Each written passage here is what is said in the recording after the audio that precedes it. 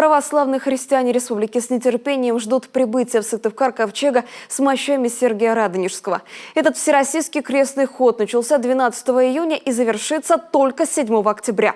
От Екатеринбурга до Петропавловска-Камчатского и Норильска, от Ярославля до Владикавказа и Севастополя, от Ростова-на-Дону до Санкт-Петербурга и Твери. Вся страна может поклониться своему великому святому. В столицу Коми святыня прибудет уже через 2 дня, 16 июля. Елена Кононова о том, как в республике ждут ковчег.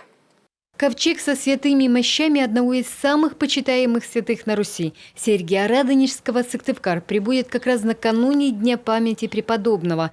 18 июля верующие отмечают 600-летие обретения мощей великого старца. Жители столицы, а также других районов региона смогут прикоснуться к чуду уже 16 и 17 числа. Важность, наверное, в первую очередь в том, что не каждый имеет возможность съездить в Троице-Сергиеву лавру. И когда мощи уже приезжают к тебе в город, у тебя есть возможность помолиться, постоять, свои какие-то чаяния, надежды к святому обратить, и он тебе как будто становится ближе, как будто тебе легче и проще молиться. У Коми земли с Сергием Радонежским тесная связь. Именно его ученики в этих краях были основателями монастырей. Много совершил чудес преподобный Сергий. Как известно, что он дружил и с медведем, и со всеми старался жить в мире. Преодолевал именно ненавистную рость мира сего, мерил князей, ходил пешком, уговаривал себе благоветливыми речами, так сказать, приводил их в чувство, увещевал, старался, чтобы все жили в мире. Во все века и даже во время жесточайших антицерковных гонений люди посещали и посещают святые места, чтобы поклониться той или иной иконе, тому или иному святому. И одним из главных таких мест является Свято-Троицкая Сергиева лавра, где и находятся мощи преподобного Сергия Радонежского. Именно туда со всех концов православного мира устремляются многие тысячи паломников. Принято считать, что святые мощи – источник божественной силы, или, говоря церковным языком, благодати. Мы ездили в паломническую поездку через Суздаль, Сергиев Посад. Там были 3 дня.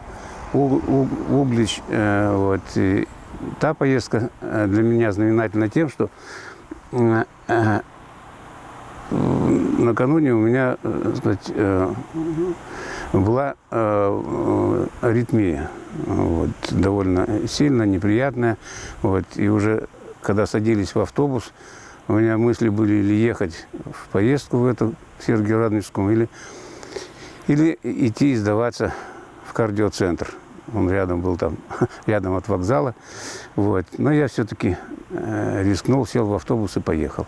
Ну, всю дорогу меня это тоже преследовала меня аритмия. И что удивительно, когда мы прибыли и вечером сразу пошли в Троицкий собор, там, где покоятся мощи преподобного Сергия. Вот. Приложились к ним, наутро причастились, и у меня приступ аритмии прошел. Это тоже такая чистая атмосфера. Это, кажется, другой мир. И люди приезжают туда, и они чувствуют, что они совсем другие люди. Также и здесь мы ожидаем, чтобы вот посещение было, которое сейчас будет 15, значит, у нас июля 2022 года. Мы очень ожидаем, потому что это дает вера в людях. Это дает вера в том, что мы не брошены Господом Богом. Мы не брошены святыми. Святые молятся о нас. Чаще всего к Сергию Радонежскому обращаются с просьбами о процветании всей нашей страны. Молятся о покровительстве и защите детей от злого влияния, о помощи в учебе. Это один из главных покровителей молодежи, студентов, тех, кто учится. С другой стороны, для молодых Сергий Радонежский тоже наставляет в любви, да, это настоящий, искренний, потому что таки у нас большое количество святых, но вот есть те, которые всегда, вот, наверное, ввиду своего учения житейского, вот Сергий Радонежский – это один из примеров. У меня в семье является одним из главных святых.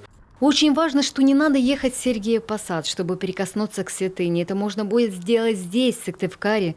Сегодня ковчег со святыми мощами, начиная со Дня Святой Троицы 12 июня, обошел уже много городов страны. Всего же в планах масштабной программы по принесению ковчега с мощами Сергия Радонежского побывать в 50 епархиях Русской Православной Церкви. Общая протяженность своеобразного крестного хода около 30 тысяч километров.